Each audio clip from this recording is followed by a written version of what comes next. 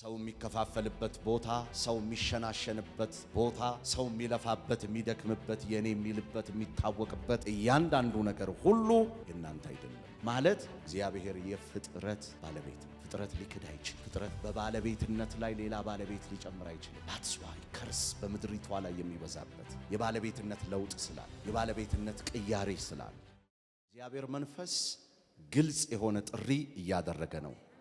ዛሬ እግዚአብሔር የሚናገረን የሰማይ መስኮት ነው። የሰማይ መስኮት ምን ይላል? ይከፈታል። እግዚአብሔር ይመስገን። ያለፈው ሳምንት የሰረቃችሁትን መልሱ ብሎናል፣ መለስን። ዛሬ ደግሞ እግዚአብሔር እንደዚህ አይነት ሰዎች ሁኑ ብሎናል። ምን አይነት? እግዚአብሔር የሁሉ ነገር ባለቤት ነው። እስቲ እጆቻችሁን አንሱ። ጌታ ሆይ በሉ። የህይወቴ፣ የልጆቼ፣ የቤተሰቤ፣ የኑሮዬ፣ የእያንዳንዱ ነገሬ ባለቤት ነህ። ጮክ በሉት። ድገሙት፣ ድገሙት፣ ድገሙት፣ ድገሙት፣ ድገሙት። እኛ እንኳን ራሳችን የራሳችን አይደለንም። እኛ እንኳን ራሳችን የማን ነን? የእግዚአብሔር ነን። እኛ እንኳን ራሳችን። ጌታ ሆይ አንተ ባለቤት ነህ። እኔ የታየሁበትን ነገር ሁሉ ይቅር በለኝ በሉት፣ ተናገሩት። አንተ ባለቤት ነህ ስትሉት ነገር ይቀየራል። አንተ ባለቤት ነህ ስትሉት ህይወት ይቀየራል። አንተ ባለቤት ነህ ስትሉት ቤታችሁ ይለወጣል። አንተ ባለቤት ነህ ስትሉት ነገሮች ይቀያየራሉ። አንተ ባለቤት ነህ። አንተ ባለቤት ነህ። እግዚአብሔር በዚህ ነገር ላይ ባለቤት ነው። God is the owner። እግዚአብሔር ባለቤት ነው። የህይወቴ ባለቤት ነው። የኑሮዬ ባለቤት ነው። የጤናዬ ባለቤት ነው። የእድሜ ባለቤት ነው። የዘመኔ ባለቤት ነው። የሁሉ ነገሬ ምንድነው? ባለቤት ነው። ተናገሩ፣ አሁን ተናገሩ። ምንም ነገር መቅረት አይችልም። ምንም ነገር መትረፍ አይችልም። ያ ጊዜ መለወጥ ይጀምራል። ያ ጊዜ መቀየር ይጀምራል። ያ ጊዜ መስተካከል ይጀምራል። ያ ጊዜ ያልጠበቃችሁት ነገር ይሆናል። ተናገሩ። እግዚአብሔር የሁሉ ነገር ምንድነው? ባለቤት ነው። በሉልኝ፣ ድገሙልኝ፣ ድገሙልኝ። እግዚአብሔር የሁሉ ነገር ባለቤት ነው በሉት። ተናገሩ፣ ተናገሩ። እግዚአብሔር የኔ ህይወት፣ የኔ ነገር፣ የእያንዳንዱ ነገሬ ባለቤት፣ የእውቀቴ ባለቤት ነው። የጤንነቴ ባለቤት ነው። የሰውነቴ ባለቤት ነው። ስማ ሰይጣን፣ እኔ እንድቆጣጠረው ያደረከው፣ እኔ እንድፈልገው ያደረከው፣ እኔ እንድታይበት ያደረከውን አልቀበልም። የዚህ ሁሉ ባለቤት እግዚአብሔር ነው። God is the owner። እግዚአብሔር ይመስገን። እልልታና ጭብጨባ ለኢየሱስ ይሁን።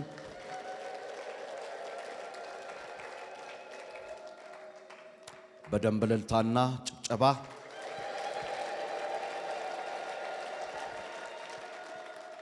ክብር ሁሉ ለማን ይሁን? ለእግዚአብሔር ይሁን። ያለፈው ሳምንት ሚልኪያስ፣ ትንቢተ ሚልኪያስ ምዕራፍ 3 ቁጥር 10 ላይ ሁላችሁም እንደምታስታውሱት በዛ ኮንቴክስት ላይ እግዚአብሔር የተናገረን አስገቡ ፈትኑኝ ይላል የሰራዊት ጌታ እግዚአብሔር። የሰማይን መስኮት ባልከፍትላችሁ፣ ይህንንና ያንን ባላደርግላችሁ፣ አስገቡ ፈትኑኝ፣ መልሱት። የሰረቃችሁትን የወሰዳችሁትን በመመለስ ነው ሪስቶሬሽን የሚጀምረው ብሎን ነበር።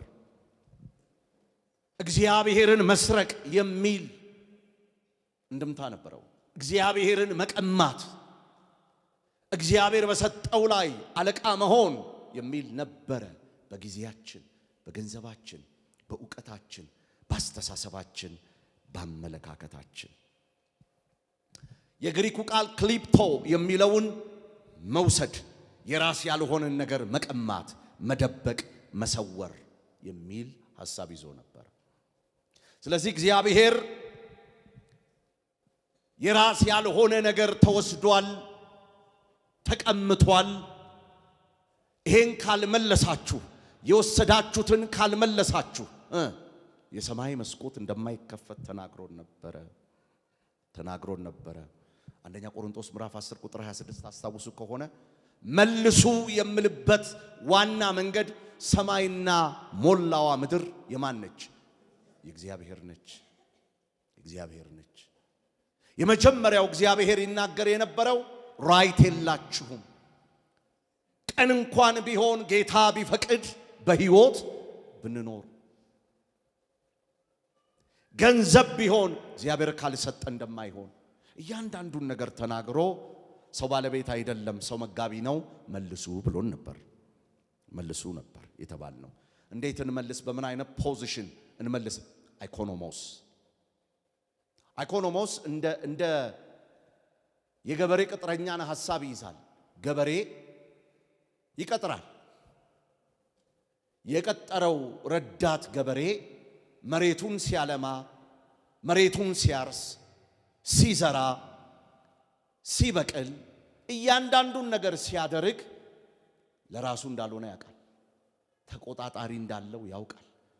ወደ ጎተራ ሲያስገባ አካውንታቢሊቲውን ጠብቆ እንደሆነ ያውቃል። ታማኝነቱን ጠብቆ እንደነበረ ያውቃል። ስለዚህ እግዚአብሔር አደራ ተቀባዮች እንጂ ባለቤቶች አይደላችሁም። that's why ቢዝነሶቻችሁ፣ ህይወቶቻችሁ፣ እያንዳንዱ ነገራችሁ ስትራግል የሚያደርገው እዛ ላይ ነው። you are acting እንደ ባለቤት።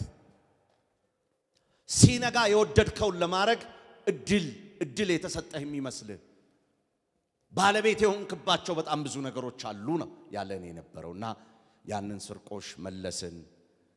ያንን የተደበቀ ነገር አውጥተን ሰጠን። ከእግዚአብሔር መከልከል፣ ከእግዚአብሔር መደበቅ የነበረውን ሁሉ አደረግን እና እግዚአብሔር በደስታ ተቀበለን። ከዛ በኋላ ያንን ነገር ምን አለን? ስም አውጡለት አለን። ባለቤቱ እግዚአብሔር ነው በሉታል። ገጥሟችሁ ያውቃል? የእናንተ ያልሆነ ነገር ላይ ሪል ፊሊንጉ ገጥሟችሁ ያውቃል? የእናንተ ያልሆነ ዕቃ ላይ የእናንተ ያልሆነ ዕቃ ላይ እምብዛም ትኩረት አታረጉ። እውነት ውሸት ይውላችሁ። ዛሬ ለብዙዎቻችሁ የታሪክ ለውጥ ይሆናል። እግዚአብሔር ሰው መጋቢ ነው፣ ስቲዋርድ ነው፣ ባለቤት አይደለም። በሁሉም ነገር ላይ ወደዚች ምድር ስትመጡ ጀምሮ እስክትሄዱ ድረስ ያላችሁ ከስጋ ከነፍሳችሁ ከሁለንተናችሁ እስከ ሀብታችሁ እስከ ዕውቀታችሁ እስከ እያንዳንዱ ዕድሜያችሁ አስተዳዳሪዎች እንጂ ባለቤቶች አይደላችሁም። እናስ ስም አውጡለት። ይህ ነገር የማን ነው? የእግዚአብሔር ነው በሉት አለን። እግዚአብሔር የሁሉም ነገር ባለቤት ነው። ቅዱሳን የሁሉም ነገር ባለቤት ነው። ሰው የእግዚአብሔር የሆነውን እንዲያስተዳድር እንጂ ሰው እግዚአብሔር እንዲያስተዳድር በሰጠው ነገር ላይ ባለቤት ሊሆን አይችልም። አንደኛ ቆሮንቶስ ምዕራፍ 10 ቁጥር 26 ላይ ምድርና ሞላዋ ሁሉ የጌታ ናት። ሰው የሚከፋፈልበት ቦታ፣ ሰው የሚሸናሸንበት ቦታ፣ ሰው የሚለፋበት የሚደክምበት፣ የኔ የሚልበት የሚታወቅበት እያንዳንዱ ነገር ሁሉ የእናንተ አይደለም። ዛሬ ባለፈው ሳምንት ወደ ባለቤቱ መልሰናል። ዛሬ ደግሞ ዕውቅና የምንሰጥበት ሎርድ ከአፋችን ምን የሚወጣበት ያ የተወሰደውን ነገር ስንመልስ ደግመን ላለማንሳት የዛ ነገር ባለቤት ማን ነው? እግዚአብሔር ነው የምንልበት ይሁንልን። አልሰማችሁም? ነፍሴ ሆይ በሉ እስቲ ድገሙት። አልሰማችሁም? ድገሙት። ይሄ ሁሉ ያንቺ አይደለም። አንዳንድ ባለፈው ሳምንትም ብየዋለሁ። አንዳንድ እናትና አባቶቻችን በእድሜ በአገልግሎት የቆዩት አፍ ላይ የምንሰማቸው ንግግሮች አሉ። ሲጨነቁ በጣም ብዙ አይነት ማዕበል ሲመጣባቸው እንዲህ ይላሉ፣ በቃ ጌታ ሆይ ይሄ እኮ ያንተ ነው በቃ ያንተ እኮ ነች። ታመመች አይደል? አዎ ብትወድ ትፈውሳታለህ ማለት ዜና አለኝ ዛሬ ለልመናችሁ የሚያምር ለንግግራችሁ የሚያምር እናንተን የማያሳይ እናንተን የማያሳውቅ ባለቤቱ እሱ እንደሆነ የሚያወራ በቃ ብትወድ ጌታ ሆይ ያንተ እኮ ነች ደክማለች አይደል? አዎ በቃ ብትወድ ትወስዳታለህ። አይ ደግሞ እፈውሳታለሁ ካልክ አንተ እኮ ነህ። የየዋህነት አንደበት ዛሬ በኢየሱስ ክርስቶስ ስም ለራሳችሁ ከመታገል ያወጣችኋል። ይሄ ሁሉ ያየነው የሰማነው በዙሪያችን ያለው ነገር ሁሉ እኛነታችንን ጥሩበት የሚሉን ነገሮች ሁሉ ዛሬ ተጠቅልለው ክብር ወደ ማደሪያው ስለሚገባለት ያ ሁሉ የማን ነው? የእግዚአብሔር ነው። ምድርና ሞላዋ የማን ነች? ባሪያው ዳዊት ሲናገር እንደዚህ ይላል። የመጀመሪያ ነጥብ አንድ ማነሳው እግዚአብሔር የፍጥረት ባለቤት ነው። ፍጥረት ሊክድ አይችልም። ፍጥረት በባለቤትነት ላይ ሌላ ባለቤት ሊጨምር አይችልም። that's why ከርስ በምድሪቷ ላይ የሚበዛበት የባለቤትነት ለውጥ ስላለ የባለቤትነት ቅያሬ ስላለ መዝሙር 24 ቁጥር 1 እንዲህ ይላል ስለ ባለቤትነቱ። እግዚአብሔር በዚህ ነገር እኔ ባለቤት ነኝ ብሎ ሲናገር እንደዚህ ይላል፣ ምድርና ሞላዋ የእግዚአብሔር ናት ካለ በኋላ ዓለምና በእርሷ የሚኖሩት ሁሉ የማን ናቸው? በየመንገዱ የሚገደሉት እንስሳ የማን ናቸው? አልሰማችሁም? ጥቂቱ ትልቁ፣ ትንሹ የማን ነው? የእግዚአብሔር ነው። የሚበረው የሚሄደው የሚወጣው ሰው እንስሳው ሁሉ የማን ነው? በሉት አልሰማችሁም?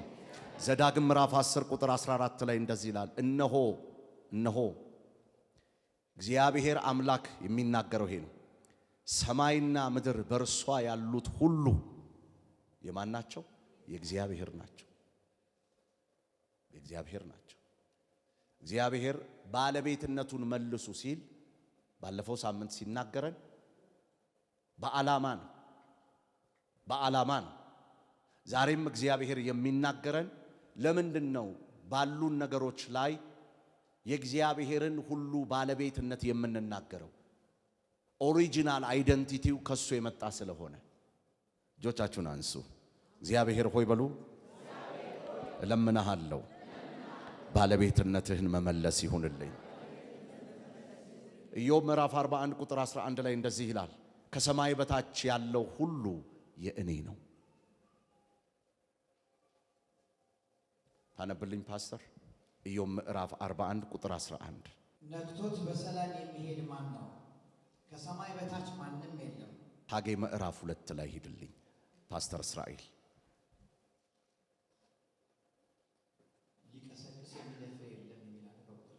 ቀጥል። ሊቀሰቅሰው የሚደፍር የለም።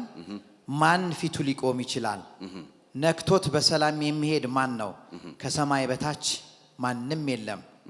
ስለ ብርታቱ፣ ስለ አካላቱ ውበት፣ ስለ እጅና እግሩ ከመናገር አልቆጠብም። የደረበውንም ልብስ ማን ሊያወልቅ ይችላል? ሐጌ ምዕራፍ 2 ላይ ሂድልኝ።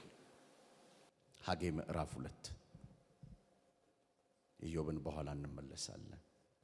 ሐጌ ምዕራፍ 2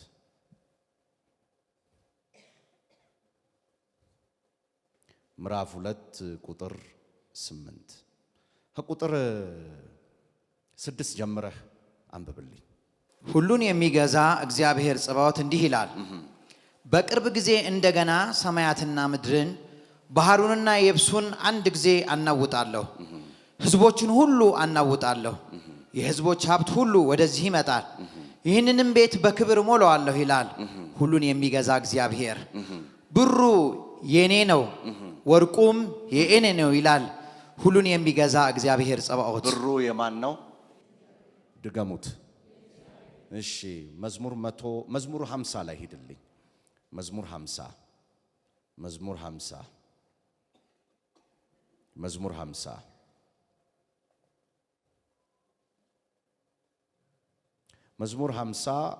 ቁጥር 10 ጀምረህ የዱር አራዊት ሁሉ በሺህ ተራራው ላይ ያለውም እንስሳ የኔ ነውና በየተራራው ያለው ወፍ ሁሉ አውቀዋለሁ። በሜዳ የሚገኘውን ተንቀሳቃሽ ፍጡር ሁሉ የኔ ነው። ብራብ ላንተ አልነግርህም፣ ዓለምና በውስጡ ያለው ሁሉ የኔ ነውና። ለመሆኑ እኔ የኮርማን ሥጋ እበላለሁን? የፍየልንስ ደም እጠጣለሁን? ለእግዚአብሔር የምስጋና መሥዋዕት አቅርብ፣ ለልዑልም ስእለትን ለእግዚአብሔር የምስጋና መሥዋዕትን አቅርብ፣ ለልዑልም ስእለትን ስጥ። በመከራ ጊዜ ወደ እኔ ጩህ፣ አድንሃለሁ፣ አንተም ታከብረኛለህ። አሜን።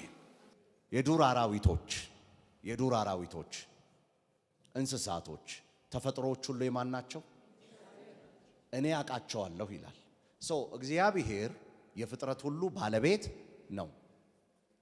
በጣም ሲሪየስ የሆነ ክላስ ነው እየወሰዳችሁ ያላችሁት። የሰንበትም አይመስለኝም። ለምንድን ነው ያንን ተፈጥሮ ላይ ያለውን ነገር ሁሉ የናንተ ማለት የማትችሉት? ዋይ? እግዚአብሔር የፍጥረት ሁሉ ባለቤት ስለሆነ። አሁን እግዚአብሔር ሲናገር እናንተን ለማሞካሸት እናንተን ከፍና ዝቅ ለማድረግ ሳይሆን ለምን በዛ ነገር ላይ ስሜን ትጠራላችሁ ሲል በዋናነት እናንተ ባለቤት ስላልሆናችሁ። በደምብ ስሙ። እግዚአብሔር የፍጥረት ሁሉ ባለቤት ነው ስንል በሰማይና በምድር የተሰሩና የተፈጠሩ ነገሮች ሁሉ ባለቤት አላቸው እያለን ነው። ግልጽ ነው ወይ? ስለዚህ በሕይወታችሁ ውስጥ በፍጥረት ላይ በተፈጣሪ ነገሮች ላይ እኛም ጭምር የራሳችን እንዳልሆንን የምንናገረው እግዚአብሔርን ለማክበርና እግዚአብሔርን ለማድነቅ ሳይሆን ዋናው ትምህርቱ እናንተ ራሳችሁ የራሳችሁ አይደላችሁም። ይሰማል ወይ? ለምን? ሰው ባለቤት አይደለም። ሰው ምንድን ነው? አስተዳዳሪ ነው። አልሰማዋችሁም? እሺ፣ ነምበር 2 ሁለተኛ ነምበር 2 ሰዎች ባለቤቶች አይደሉም፣ መጋቢዎች ነን። መጋቢዎች የሚለው ስቴዋርድ የሚለውን አስተዳዳሪ የሚለውን ይይዛል። በዚህ ዘመን እንዲያውም ጥሩ ምሳሌ መስጠት ይችላል። ሂውማን ሪሶርስ ላይ ሂውማን ሪሶርስ የሚማሩ ሰዎች ማኔጅመንት ነው አንደኛው የሚያጠኑት። ማኔጅመንት ምንድን ነው? የሰው ሀብት አስተዳደር ነው አይደለ? ራሱ ስሙ ራሱ ደስ አይልም? የሰው ሀብት በሉት። የራስ ሀብት አስተዳደር አይልም። የማን ሀብት? ምን ማለት? ማስተዳደር አይደል? ስለዚህ አንድ የሰው ሀብት የሚያስተዳድር ሲቀጠር የማንን ሀብት ነው የሚያስተዳድረው? ልክ እንደማን? እንደ ባለቤት ፈላጭ ቆራጭ ነው። ግን ኦልዌይስ ቤሳቤስቲን ሳይዝ ጥሎ ነው ምን የሚለው? ለምን? በዛ ቦታ ላይ ቆየ ማለት የራሱ ነው ማለት።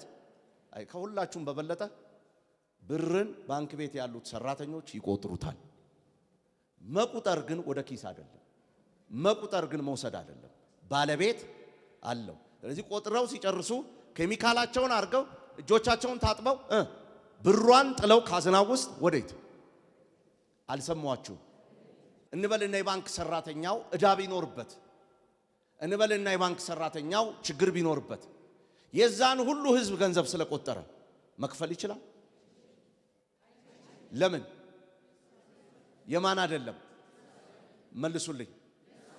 ስለዚህ ሰው እግዚአብሔር በፈጠረው ነገር ላይ እንዲያስተዳድር እንጂ እንዲወስድ መብት አልሰማዋችሁም? ዘፍጥረት ምዕራፍ 1 ቁጥር 28 እግዚአብሔርም እሺ ብዙ ተባዙ ምድርንም ሙሏት፣ እሺ ግዟትም፣ የባህር ዓሦች የሰማይን ወፎች እንዲሁም በምድር ላይ የሚንቀሳቀሱትን ሕያዋን ፍጥረታት ሁሉ ግዟቸው ብሎ ባረካቸው። እሺ ምዕራፍ 2 ቁጥር 15 እዛው ዘፍጥረት ላይ ደግሞ ሂድልኝ። እግዚአብሔር ሰውን ወስዶ ባጭር ቃል እንዲያስተዳድር እንዲንከባከብ በኤደን ገነት በተተከለ ባማረ ልዩ በሆነ ቦታ ወስዶ ምን እንዲያደርግ? እንዲያስተዳድር። ኢዮብና እግዚአብሔር አንድ ወቅት ግብ ይዘው ነበር። ኢዮብ ለምን የሚል ወደ መጨረሻው ምዕራፍ አካባቢ ላይ መከራ ሲበዛበት ብሏል እና ይውረድ እያለ ነበረ። ምን አለ ለክርክሬ መልስ ቢሰጠኝ ይል ነበር። አሃ አለ እግዚአብሔር እና ወረደ። ኢዮብን እንገናኝ አለው። በቀላል አማርኛ ነው የምነግራችሁ። የመጀመሪያው የጠየቀው ጥያቄ ንስርን ስሰራ የት ነበርክ? ይህን ስፈጥር የት ነበርክ? ይህንን ሳደርግ የት ነበርክ? እግዚአብሔር ከኢዮብ ጋር ያወራው የመከራውን ግነት ሳይሆን የፈጣሪነቱን ልክ ነው። በሌላ ቋንቋ የተፈጣሪ ነገሮች በፈጣሪያቸው ዘንድ ሐሳብ አይደሉም ማለት ነው። ቆይ እንመለስ። ሰው የኔ ነው የሚለው አንዳች ነገር ሊኖረው አይገባም። በጣም አደክ ማለት የመጀመሪያው የምታሳየው ምልክት በእያንዳንዱ ነገርህ ላይ ባለቤት እንዳልሆንክ ማሳወቅ። በደንብ ስሙኝ። እግዚአብሔር እንዲለውጣችሁ ትፈልጋላችሁ? ዘሌዋውያን ምዕራፍ 25 ቁጥር 23 ላይ እንዲህ ይላል። ዘሌዋውያን ምዕራፍ 25 ቁጥር 23 ምን ይላል? መሬት ለዘለቄታ አይሸጥ። እሺ። ምክንያቱም ምድሪቱ የኔ ናት። እሺ። እናንተ መጻተኞችና እንግዶች ናችሁ። ይሄንን ጭምር ለማን ነው ያለው? ለእስራኤል። መሬት እንዳትሸጥ። ለምን? ምድሪቷ የማን ነች? ጭራሽ እናንተ ምንድን ናችሁ? መጻተኞች ናችሁ። ሰው የት ጋር ነው የተቀመጠው? በማስተዳደር ላይ። በማስተዳደር ላይ ኃይለኛ መግለጫ ነው የሚሰጠው እግዚአብሔር። የምትኖርባት ምድር፣ የምትኖርበት ቤት፣ የምትወጣበት የምትገባበት የኔ ነው ብለህ የመከራከር አቅምህን ሁሉ ነው የሚሰብረው። ይሄን ትምህርት የጨረስክ ሰዓት ተሰፍቶ ያሉ ቡቱቶች ከላይ ላይ ይዋረዳል። እከሌ በኪራይ ቤት ነው የሚኖረው፣ እከሌ በመኖሪያ ቤት ነው የሚኖረው፣ እከሌ ቤቱ እንትን ነው፣ እከሌ ታጭር ነው ረጅም። ይሄን የማለት ቋንቋ ሁሉ ካፍ ላይ ነው የሚነሳው። ምን ያወክ ሰዓት በዚች ምድር እንግዳና መጻተኛ መሆንህን ያወክ ሰዓት አንዳች ነገር ያንተ እንደ ይሄ የሐዋርያት ልምምድ ነበር። ሁሉ ይላል በሕዝቡ ዘንድ ያለውን ማለት ሁሉ ያላቸውን ሁሉ አውጥተው በሐዋርያቱ እግር ያስቀምጡ ነበር። በመካከላቸውም አንዳች የጎደለው አንዳች ያጣ አልነበረም ይላል። ሁሉ ስለሚሰጥ የኔ ነው የሚል ስለሌለ ጌታ ያስቀመጠው ያ ትእዛዝ ፕራክቲካሊ ይደረግ ነበረ። የሚቸገሩ ሰዎች ይበሉ ነበረ፣ ይጠጡ ነበረ። በደንብ ስሙኝ። እግዚአብሔር እየተናገረ ያለው ለምድሪቷ ፈውስ የምትሆኑት ትልልቅ ጆንያ ብር ስትይዙ ሳይሆን ባለቤትነቱን ስትመልሱ። ባለቤትነቱን ስትመልስ ለመስጠት ልብህ አይቆረጥ። ባለቤትነቱን ስትመልስ ጊዜህን ለመስጠት ወቅትህን ለመስጠት መጻተኛ እንደሆንክ ነው እንጂ የምታውቀው የራስህ ግልህ አቅምህ እንደሆነ የምታስብበት አስተሳሰብ አይኖርም። ዛሬ በጌታ በኢየሱስ ስም እናገራለሁ። ልዑል አምላክ እግዚአብሔር ሆይ እኛ መጋቢዎች እንጂ ባለቤቶች ድገሙት። አልሰማችሁም? አልሰማችሁም? አልሰማችሁም? አንደኛ እግዚአብሔር የምን ባለቤት ነው? የፍጥረት ባለቤት ነው። ሁለተኛ እንድታውቁለት የሚፈልገውን ነው። ለምንድን ነው ባለቤት የምንለው? እግዚአብሔር የሁሉ ባለቤት ነው። ለጊዜው ይህን እውቀት እስክታውቅ ድረስ ትፈተናለህ። በብዙ ነገር ታልፋለህ። ባለቤት ማን እንደሆነ እስክታቂ ድረስ በታመመው ልጅሽ ላይ፣ ባጣሽው ነገር ላይ፣ በከበደህ ነገር ላይ ባለቤት ማን እንደሆነ እስክታውቅ የእግዚአብሔር ቤተሰቦች ይሄው ባለቤት ነኝ አለ፣ ባለቤት ሆነ።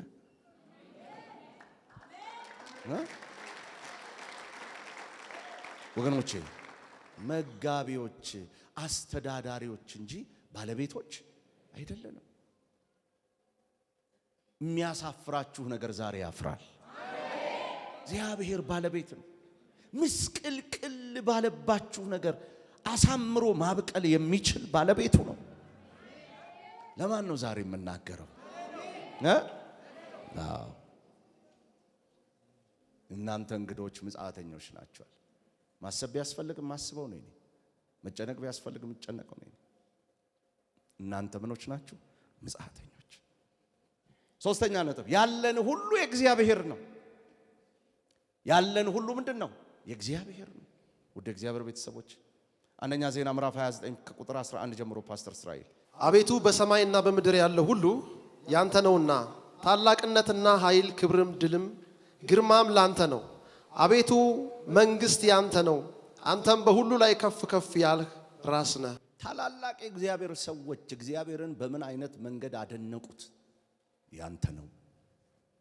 የምትቸገሩበት ነገር ንጉሥ ዳዊት ለእግዚአብሔር እንኳን የሚቀርበውን መስዋዕት የእግዚአብሔር ነው ይናገራል። በሰማይና በምድር ያለው ሁሉ ያንተ ነው። ያለን ሁሉ መስዋዕቱን ሁሉ ነገሩ የማን ነው? ያንተ ነው። ያንተ ነው። ስትወጡ ሹልክ ብላችሁ ስትወጡ ያንተ ነው ስትሉት እንዴት እንደሚለውጠው ወገኖች፣ እንዴት እንደሚቀይረው ያዕቆብ እንዲህ ይላል። ያዕቆብ ምዕራፍ 1 ቁጥር 17 በጎ ስጦታና ፍጹም በረከት ከየት ይወርዳሉ? እስቲ አንብብልን ፓስተር። በጎ ስጦታ ሁሉ ፍጹምም በረከት ሁሉ ከላይ ናቸው፣ መለወጥም በእርሱ ዘንድ ከሌለ በመዞርም የተደረገ ጥላ በእርሱ ዘንድ ከሌለ ከብርሃናት አባት ይወርዳሉ። ከማን? ካንተ ነው። ካንተ ነው። ካንተ ነው። ለዚህ ነው አንደኛ ጢሞቴዎስ ምዕራፍ 6 ቁጥር 7 ወደ ዓለም ምንም አላመጣንም፣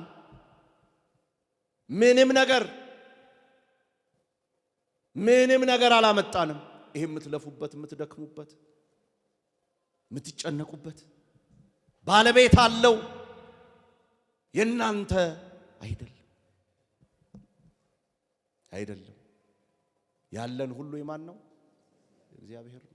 በለው እስቲ ወደ ዓለም ምንም እንኳ አላመጣንምና አንዳችንም አንወስድም፣ አንዳችንም ልንወስድ አይቻለንም። ምግብና ልብስ ከኖረን ግን እርሱ ይበቃናል። ይበቃናል። እኛ እንኳን ራሳችን የማን ነን? የእግዚአብሔር ነን። አንደኛ ቆሮንቶስ ምዕራፍ 6 ከቁጥር 19 ጀምሮ ምን ይላል? ወይስ ሥጋችሁ ከእግዚአብሔር የተቀበላችሁት በእናንተ የሚኖረው የመንፈስ ቅዱስ ቤተ መቅደስ እንደሆነ አታውቁምን? በዋጋ ተገዝታችኋልና ለራሳችሁ አይደላችሁም። ስለዚህ በሥጋችሁ እግዚአብሔርን አክብሩ። ይበቃኛል። ክልቢቶ አትስረቁ። ባለቤትነቱን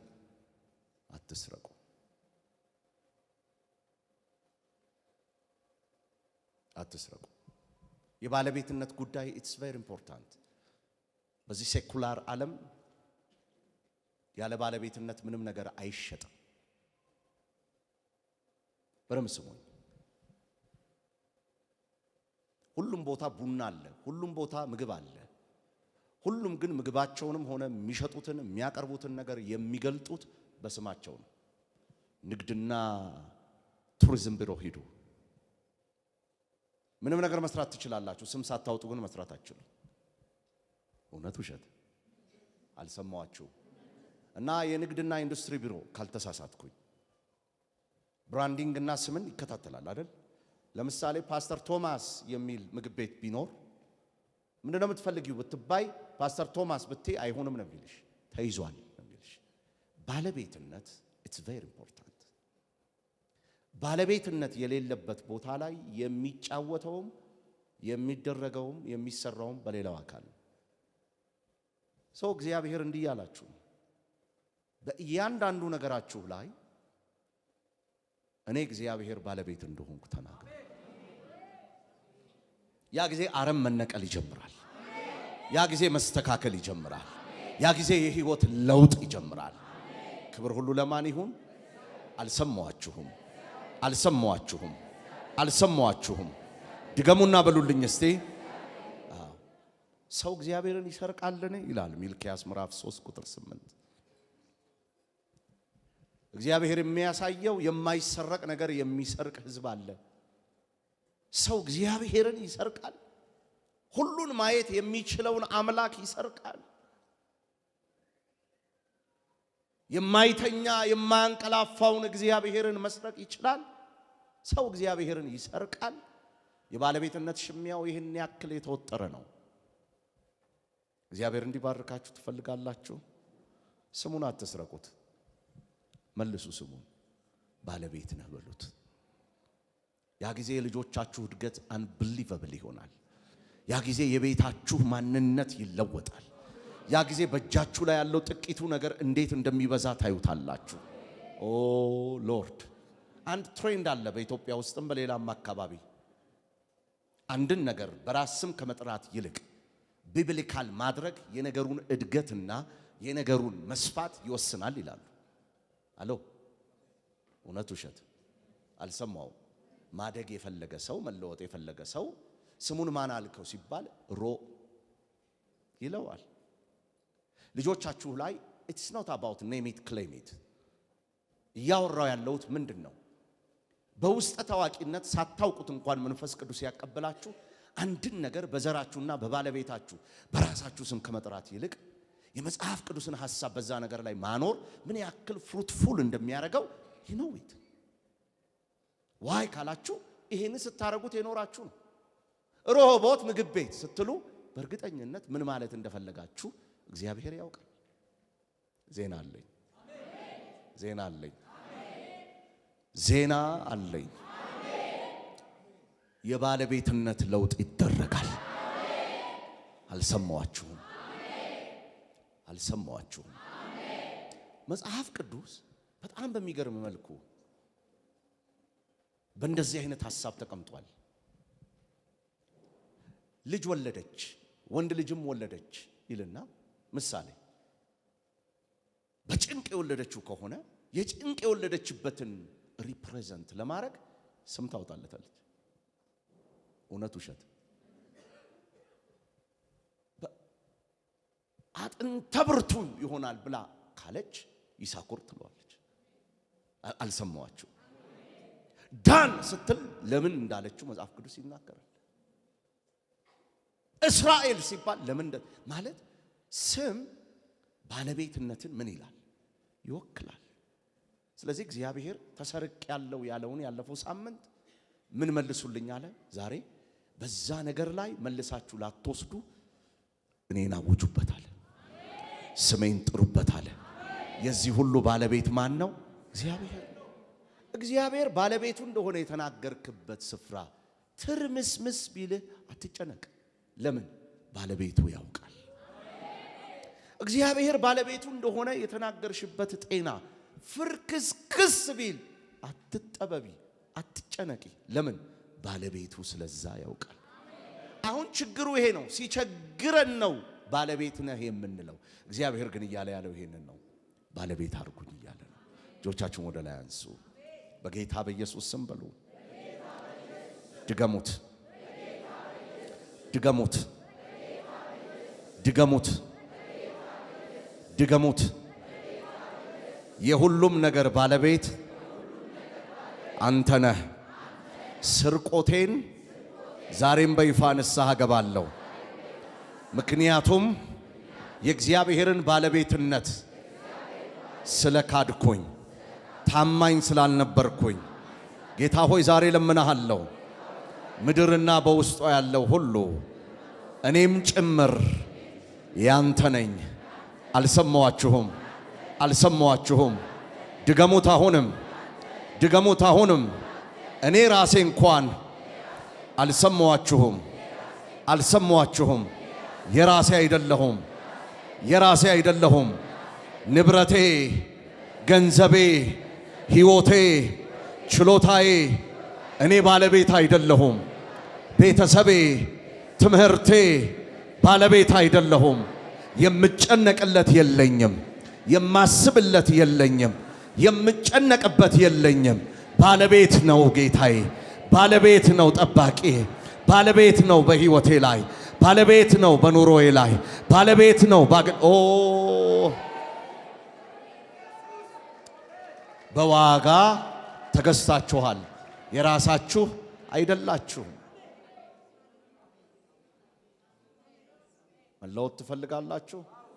መለወጥ የምትፈልጉ ከሆነ ሲምፕል፣ ማን ነው ባለቤቱ? የሞተው ነገር ያ ጊዜ ሲነሳ ታየዋለህ።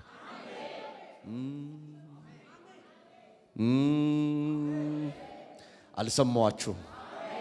አልሰማዋችሁም? አልሰማዋችሁም? አልሰማዋችሁም? በጌታ በኢየሱስ ስም በሉ። ድገሙት አሁንም። ባለቤት አይደለሁም። ድገሙት። አዎ ሉቃስ 16 እስቲ ሉቃስ ወንጌል ምዕራፍ 16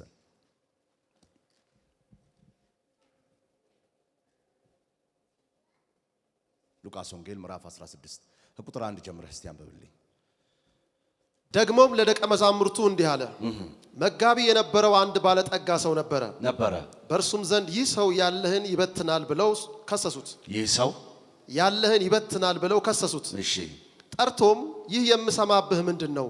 ወደፊት ለእኔ መጋቢ ልትሆን አትችልምና የመጋቢነትን ሂሳብ አስረክበኝ አለው።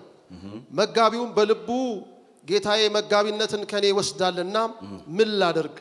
ለመቆፈር ኃይል የለኝም፣ መለመንም እፈራለሁ። ከመጋቢነቱ ብሻር በቤታቸው እንዲቀበሉኝ የማደርገውን አውቃለሁ አለ። የጌታውንም ባለ ዕዳዎች እያንዳንዳቸውን ጠርቶ የፊተኛውን ለጌታዬ ምን ያህል ዕዳ አለብህ አለው።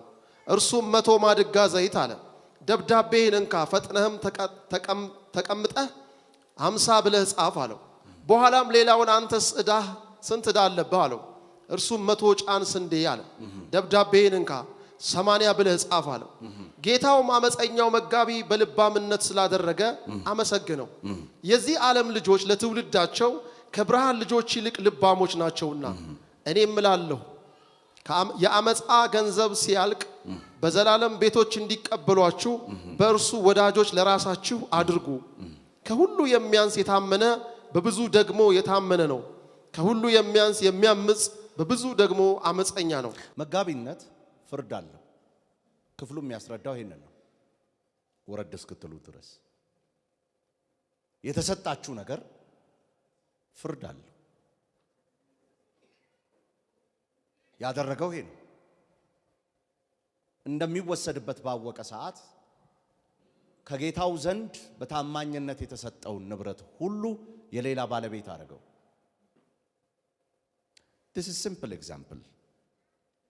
አንድ ቀን ጌታ ይመጣና የሰጠንን ነገር ይጠይቃል።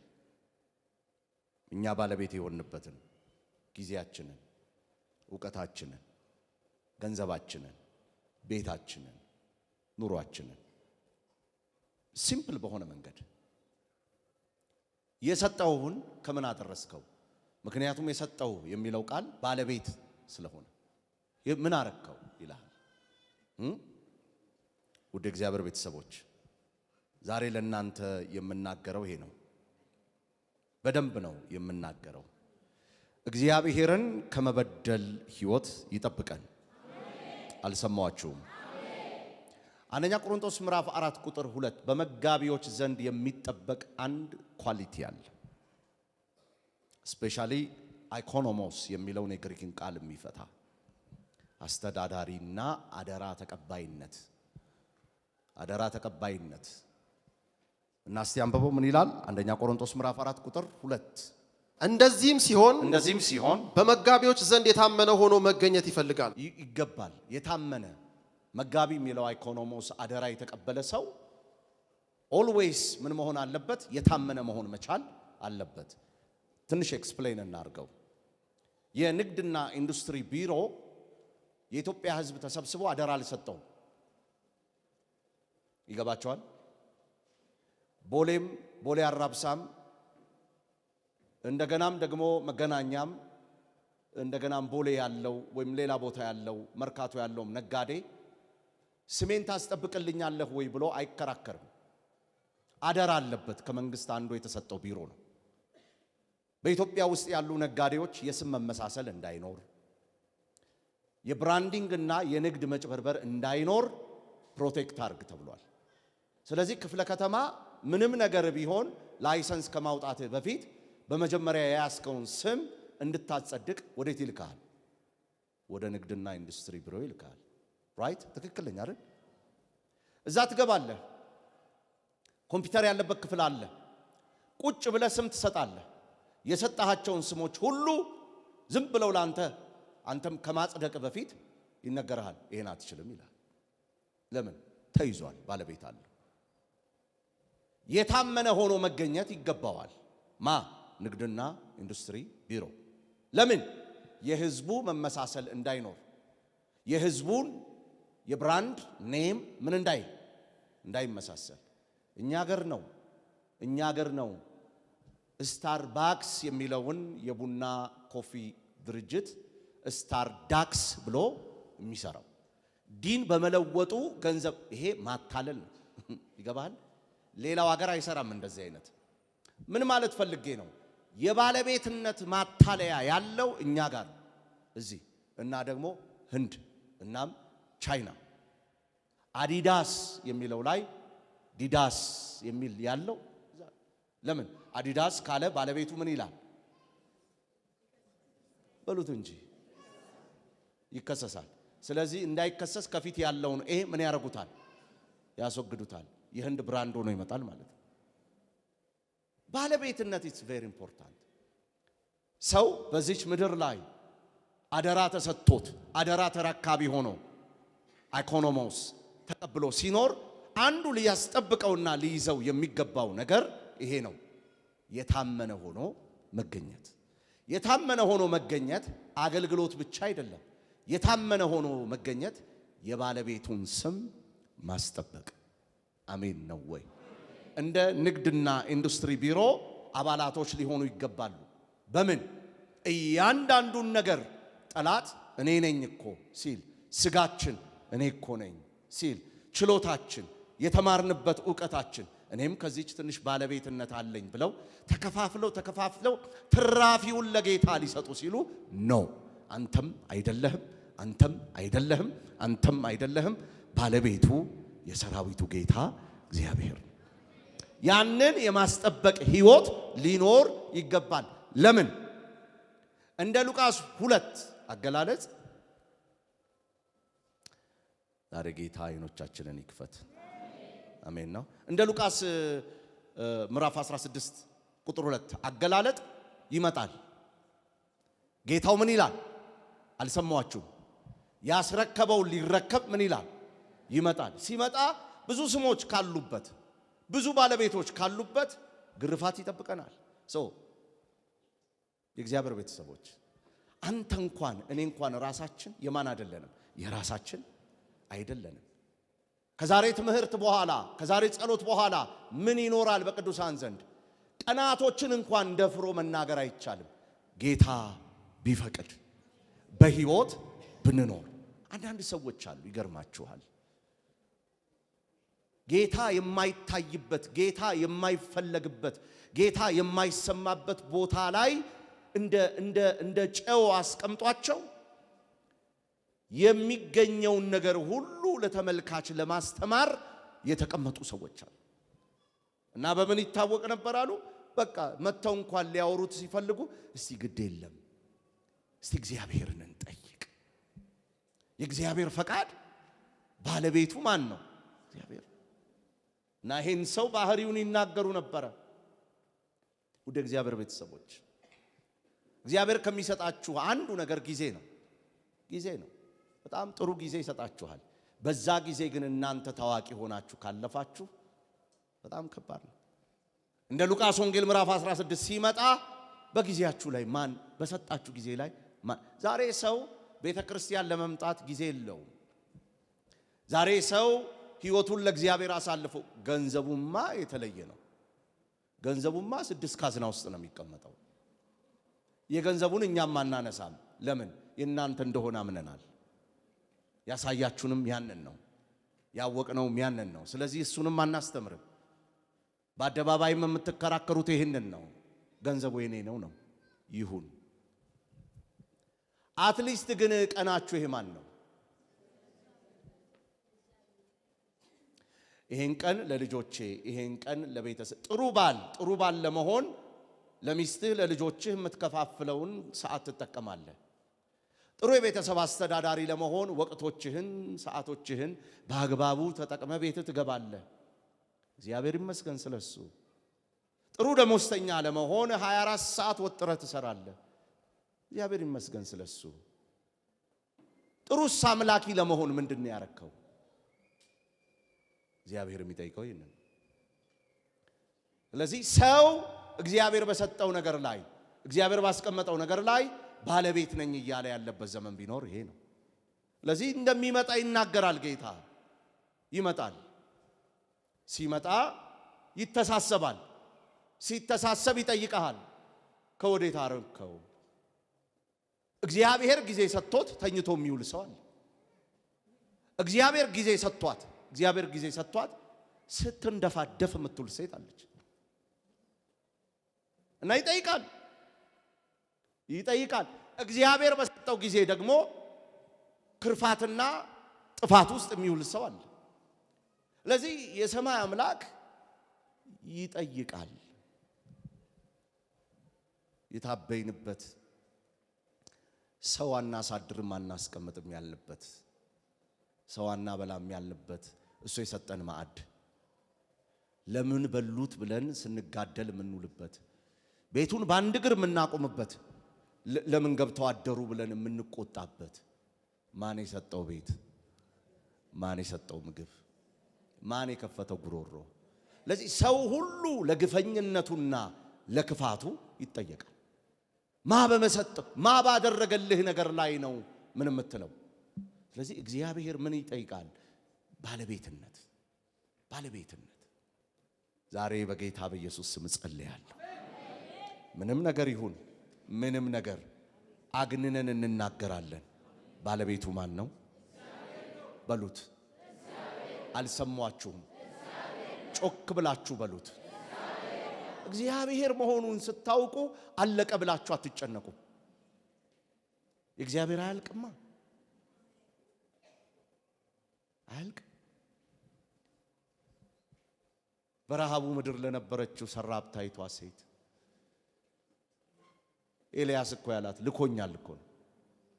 እንደዚህ ዘመን እኮ አይደለም። አሁን እኮ ጥቅሱ ቢቀደድላቸው ደስ የሚላቸው ሕዝብ የበዛበት ዘመን ብሎኛል። ምን ብሎሃል?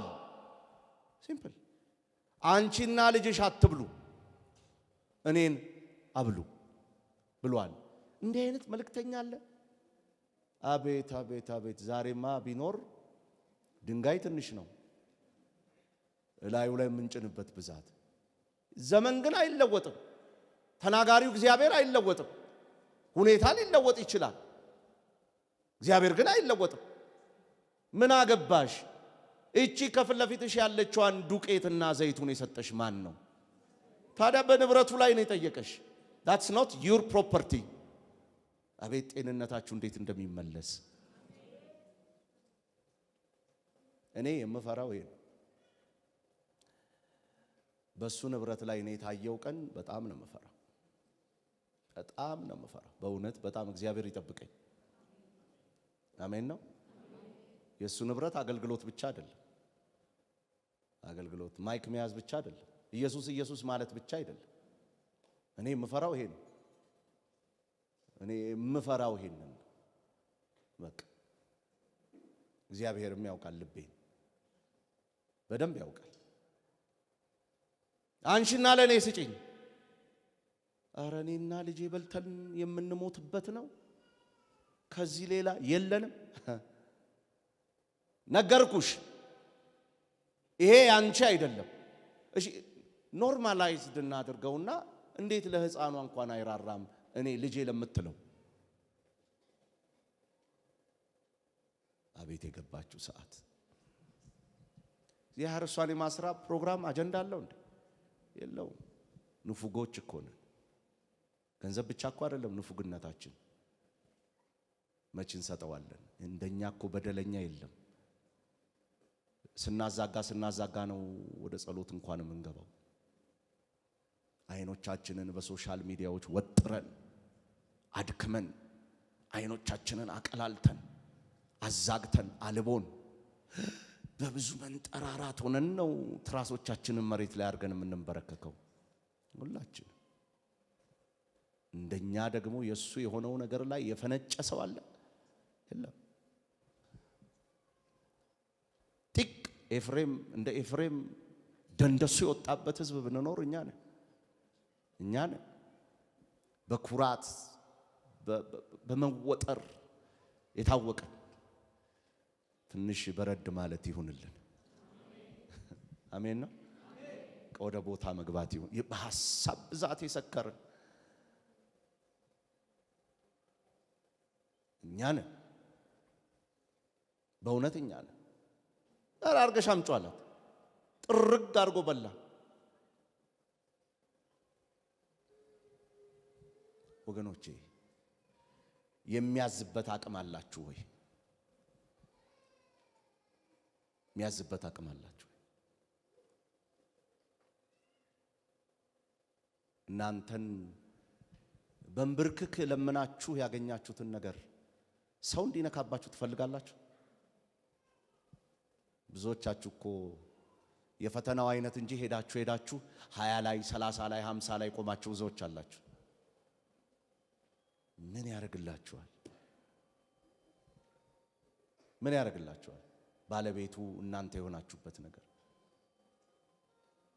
የዋሆች ገሮች የሆንን ጊዜ ላይ ተንበርክከን ስንጸልይ ቤት ብትሰጠን ብዙዎችን ምን እንልበታለን? እናኖርበታለን ነው ያልነው አይደለ? እውነት ውሸት? አልገባኝም። ተሳሳትኩ እንዴ? ጌታ ሆይ የምታሳድረውን ቦታ እንዴ አንድ እግሬን የማስገባበት ባገኝ። የጸሎት ርዕሳችን ላይ ጻፍ ነው ምንድነው?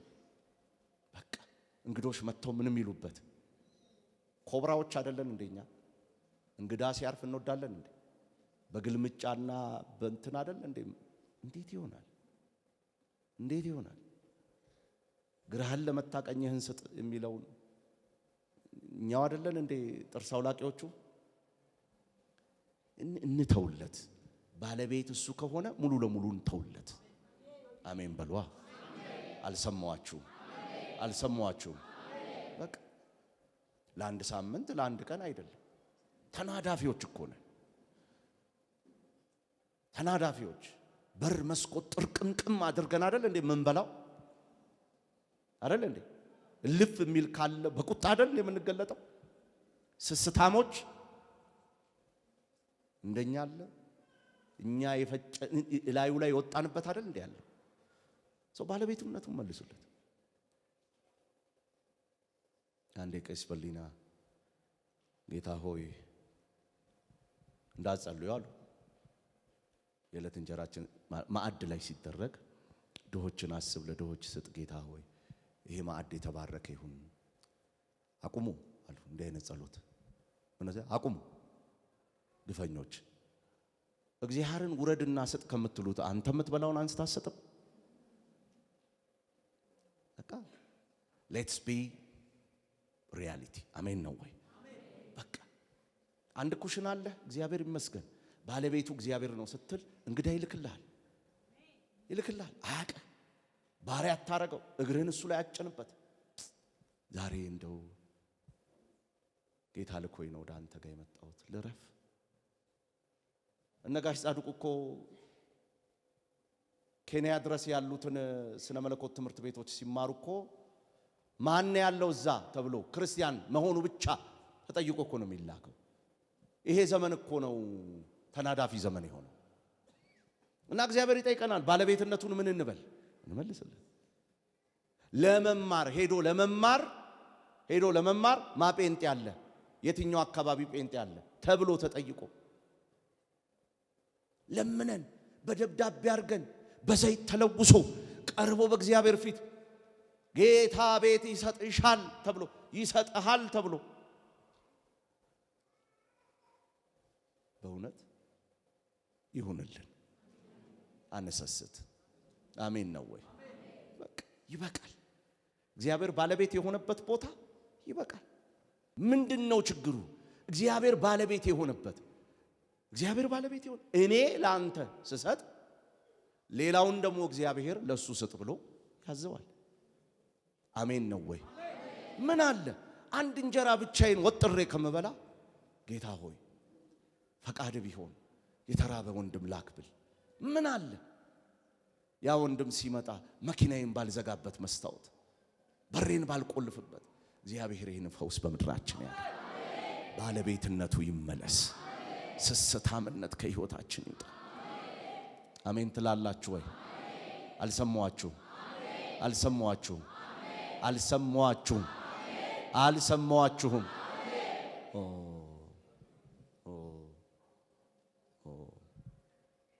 ሰው ክርስቲያን ባለቤት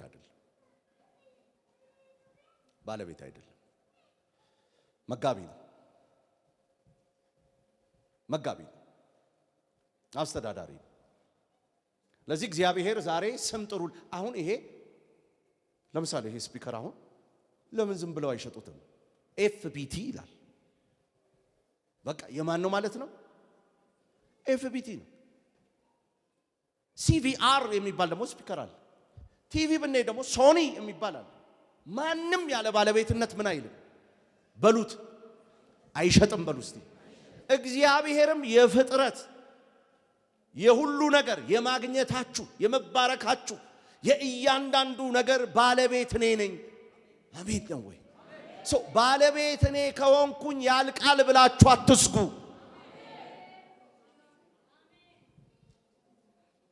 ሰው ከሚቀበል ይልቅ የሚሰጥ ብፁዕ ነው የተባለበት ጥቅስ የገባው ዕለት ምን ማለት እንደሆነ የሚሰጥ ሰው የተባረከ ነው። ለምን? ሁል ጊዜ አያልቅም ብሎ ያስባል። ማ ስለሆነ? ባለቤቱ እግዚአብሔር ስለሆነ። እኔ ደግሞ ዛሬ ማታ አዲስ ነገር እሰማለሁ።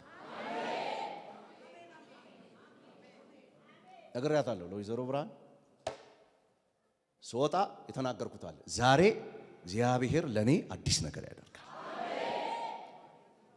ለምን ካላችሁኝ በቃ አውቀዋለሁ። እግዚአብሔር አዲስ ነገር ሊያደርግ ሲል ያዘጋጀውን ነገር አውቀዋለሁ።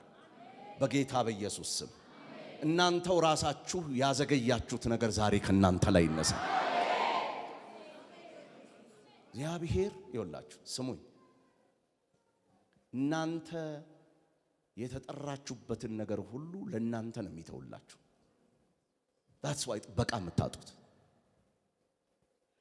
that's why መባረክ የምታጡት live it for God። እኔ ይሄን ቤተ ክርስቲያን ሲሰራ አንደኛው ቆሜ በአምላኬ ፊት የተናገርኩት ይሄ ነው። ገብተው ልጆችህ የሚያድሩበት። አሁን እኔ እንዴት ሰውጡ ማለት እችላለሁ? እዚህ ላይ ያድር ገብቶ ራሱ ከጸሎቱ ጋር አይጣረስም? ይጣረሳል። ቃላችሁን ጠብቁ። ከልጅነታችሁ ተንበርክካችሁ የለመናችሁት ምንድነው? መብት የለንም። ከራስ ፀጉር እስከ እግር ጥፍር ጤንነት የሚጠበቀው ባለቤቱ ማ ሲሆን? እግዚአብሔር ሲሆን በእውነት በእግዚአብሔር ፊት ጤንነት ይጠበቃል። እግዚአብሔር ባለቤቱ ሲሆን እንዴት እንደሚጠበቅ ታየዋለህ። አገልግሎት ይጠበቃል። እግዚአብሔር ባለቤቱ ሲሆን የቤቱ ራስ እሱ ሲሆን እንዴት ትዳር እንደሚከበር ታየዋለህ። እሱ ካልሆነ የዝንብ ማዕት ነው። ቢዝነስ፣ ህይወት፣ አገልግሎት፣ ዘመን፣ መውጣት መግባት እንዴት እንደሚያምር ታየዋለህ። ማ ባለቤት ሲሆን?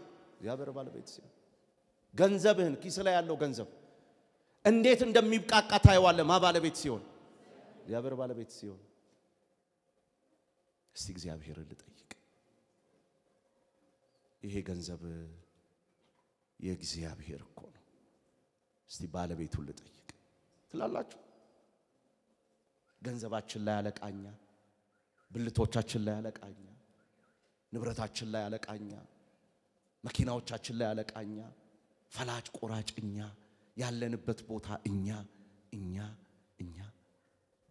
ስለዚህ የሰማይ መስኮት ተያዘ። ልናገኝ የሚገባው ዕውቀት ሁሉ ጠፋ። ነገሮቻችን በየኪሎ ሜትሩ ዋጋ የሚያስከፍሉን ሆኑ። ሊቭ ኢት ፎር ጋድ። መስጠት ለእግዚአብሔር መስጠት። ባለቤቱ አንተ ነህ። ከእጅ ላይ ያለው ብትን ሲል ጌታ ሆይ ባለቤቱ አንተ አይደለህ? አንተ ከከበርክበት በለው። እስቲ እንዴት ችቦ አድርጎ እንደሚሰጥ ታየዋለህ። ኦ ሎርድ፣ በጌታ በኢየሱስ ስም፣ በጌታ በኢየሱስ ስም። አልሰማችሁም? ከራስ ጥቅም ወጥተን ወደ መጋቢነት መግባት ይሁንልን። ራሳችንን ከምናደርግበት ነገር ወጥተን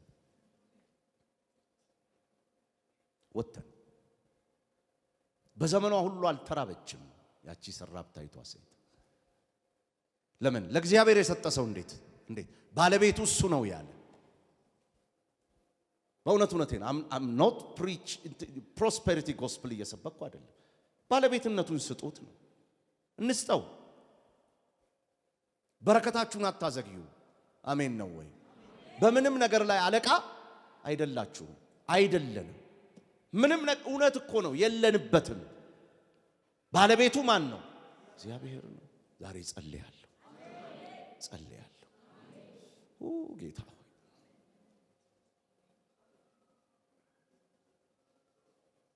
አንዳንድ ቦታዎች ላይ ቱ ኤክስትሪምሊ መስቆንቆን መስገብገብ ያለባችሁ ሰዎች በእውነት ሳይነጋ በፊት ታጡታላችሁና ተጠንቀቁ።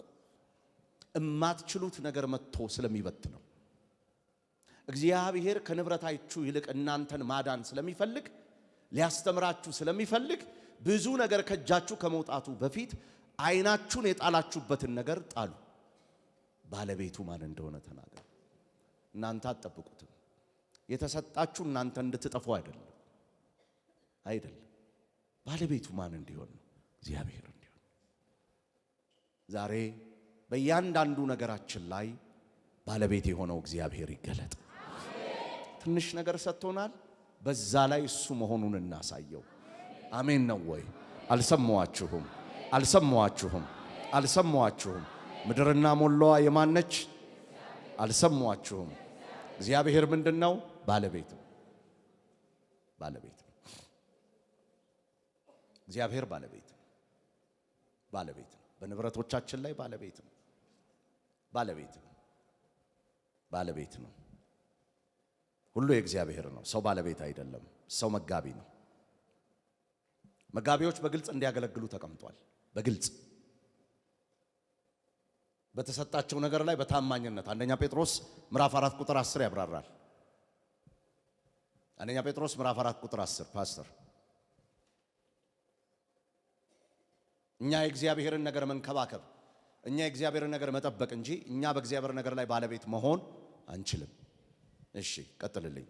ልዩ የእግዚአብሔርን ጸጋ ደጋግ መጋቢዎች እንደመሆናችሁ እያንዳንዳችሁ የጸጋን ስጦታ እንደተቀበላችሁ መጠን በዚያው ጸጋ እርስ በርሳችሁ አገልግሉ። በታማኝነት የእግዚአብሔር ጸጋ መጋቢዎች ስቴዋርድ ወይም ደግሞ ክሊፕቶ የሚለውን ሐሳብ ስቴዋርድ አስተዳዳሪ፣ ታማኝ፣ ክሊፕቶ ደግሞ የሚለው የተሰጠውን አደራ የሚሰርቅ እና አንደኛ ጴጥሮስ የሚያብራራው ምንድነው? ደጋግ መጋቢዎች በእግዚአብሔር ሀብት ላይ በእግዚአብሔር ጸጋ ላይ የተመደባችሁ ኤፌሶን ምዕራፍ 4 ቁጥር 28 የሚሰርቅ ደግሞ አይስረቅ ይላል። አይስረቅ፣ ባለቤትነቱን ይጥራበት። አሜን ነው ወይ? ምን እንዲሆን? ምክንያቱም እግዚአብሔርን መስረቅ ስርዓቱን መጣስ ነው። መጣስ ነው። እግዚአብሔር ባለቤት ነው፣ ሰው መጋቢ ነው። መጋቢ ታማኝ ሊሆን ይገባል። እግዚአብሔር ለዛ ሰው ደግሞ በረከትን ምን ይላል? ይሰጣል። በፍጹም ማታለል አይፈቀድም። ዋና መርህ መታዘዝ፣ ታማኝነት፣ መጋቢነት በንጽህና የእግዚአብሔርን ንብረት በአግባቡ ምን ማለት ማስተዳደር። የእግዚአብሔር ንብረት በማ መካከል ነው ያለው? በእኛ መካከል። እጆቻችንን ወደ ላይ እናንሳ። ጌታ ሆይ ለምንሃለሁ በሉ። ድገሙት። አንተ የፍጥረት ባለቤት ነህ፣ እኛም ደግሞ የራሳችን ባለቤቶች አይደለንም፣ መጋቢዎች ነን። ያለን ሁሉ ያንተ ነው። ድገሙት። እኛ እንኳን ራሳችን የራሳችን አይደለንም። ጌታ ሆይ ድገሙት።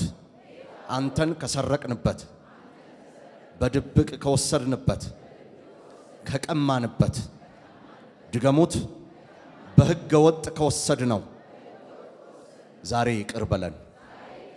አንተን ባለቤት መሆንህን እንናገራለን።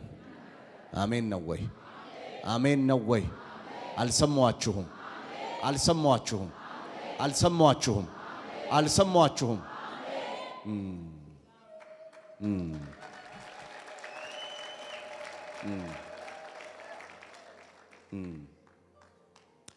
እሺ በደምብ ስሙኝ። ያለን ይበቃናል። አሜን ነው ወይ? እጆቻችሁን አንሱ ወደ ላይ። በጌታ በኢየሱስ ስም በሉ። አልሰማችሁም? እግዚአብሔር ቸር አምላክ ነው።